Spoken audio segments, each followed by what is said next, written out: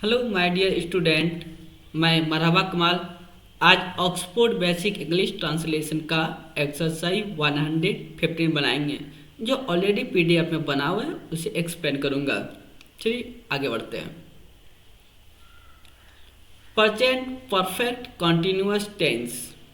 Present perfect continuous tense की क्रिया प्राय यह बोध होता है कि जो काम पास्ट में शुरू हुआ था वह अब भी जारी है। कोई भी काम जो पास्ट में शुरू हुआ है और वो अभी प्रेजेंट भी काम चल रहा है, इस तरीके के सेंटेंस प्रेजेंट कॉन्टिन्यूअस टेंस के अंतर्गत आते हैं।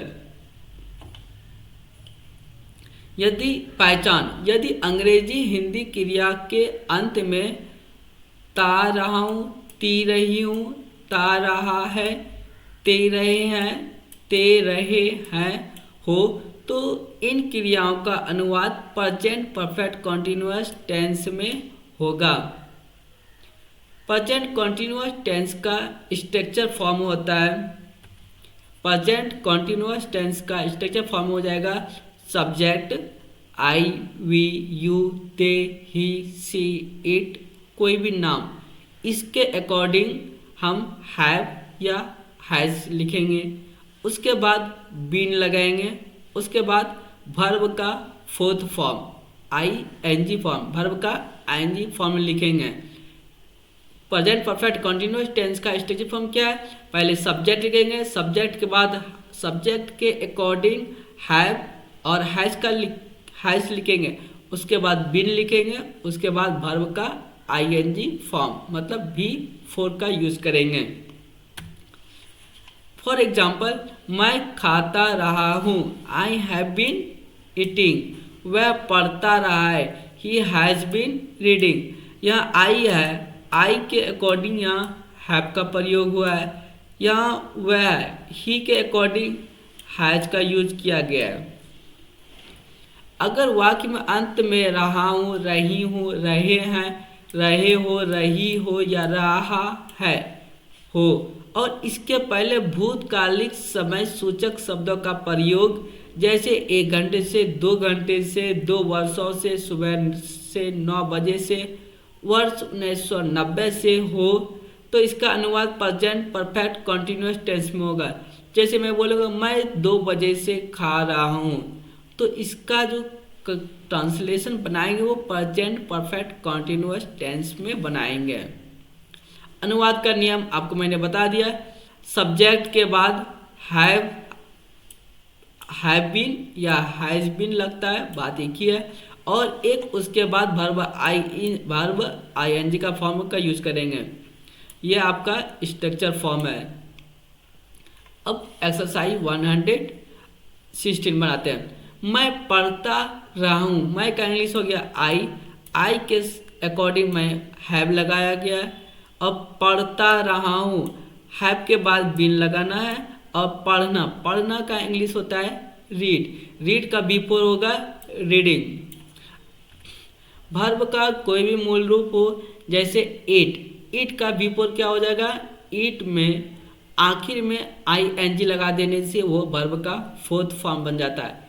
Eating, go, going, sing, singing, laughing, sitting, walking, laughing, sleeping, walking, going, looking.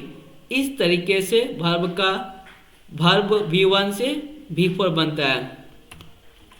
मैं खेलता रहा हूँ, आई हैव बीन प्लेइंग। खेलना का इंग्लिश होता है प्ले, और प्ले में आईएनजी लग गया तो ये क्या बन गया?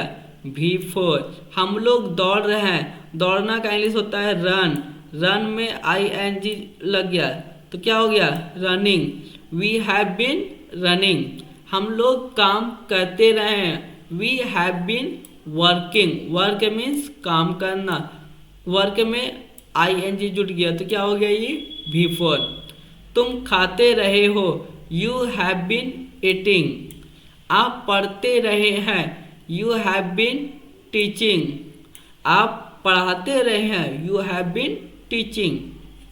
आप लोग कोशिश करते रहे हैं, यू हैव बीन ट्राइंग। तुम लोग इंतजार करते रहे हो, यू हैव बीन वेटिंग। आप सोते रहे हैं, you have been sleeping. Sleep में सोना, स्लीप में आईएनजी फॉर्म आईएनजी ऐड कर देंगे तो क्या बन जाएगा, वो हमारा बिफोर। वह रोती रही, ही हैज बीन वीपिंग। वह पढ़ता रहा, ही हैज बीन रीडिंग। राज खेलता रहा, राज हैज बीन रीडिंग। वे लोग दौड़ते रहे, दे आर रनिंग। लड़के खेलते रहे, दे बॉयज हैव बीन प्लेइंग। लड़के, बॉय एक कॉमन नाउन है, कॉमन नाउन के पहले दे लगाना जरूरी है। तो लड़के खेलते रहे, the boys have been playing. गाय चरती रही, गाय हमारा क्या है, कॉमन नाउन सिंगुलर है, कौ हमारा सिंगुलर कॉमन नाउन है, तो कौ के पहले द लगाना है। द कौ, कौ सिंगुलर है, सिंगुलर के साथ हैज का यूज होगा, हैज, उसके बाद बिन लगाते हैं और वर्ब का चरना का इंग्लिश होता है ग्रेज, तो ग्रेज का बी पर क्या हो जाएगा, grazing. The cow has been grazing. गायें चरती रही, the cows have been grazing. यहाँ गाय एक गाय सिंगुलर है तो इसके लिए हैज लगा। यहाँ प्लूरल कॉमन नाउन है इसीलिए इसके अकॉर्डिंग यहाँ पे हैव का प्रयोग किया है। The cows have been grazing. वे लोग इंतजार करते रहे, दे हैव बीन वेटिंग। मेरा भाई रोता रहा, माई ब्रदर। मेरा भाई का इंग्लिश क्या हो गया, माई ब्रदर। माई ब्रदर, मेरा भाई सिंगुलर होगा तो सिंगुलर के अकॉर्डिंग हैज लग गया, उसके बाद बीन और बी फोर। मेरा भाई रोता रहा, my brother has been weeping. और ये एक्सरसाइज भी खत्म हो गया। अब हम लोग आगे की ओर बढ़ेंगे। आपको समझ में आ रहा हो तो लाइक और कमेंट जरूर कीजिएगा। आज के लिए इतना ही। Have a good day.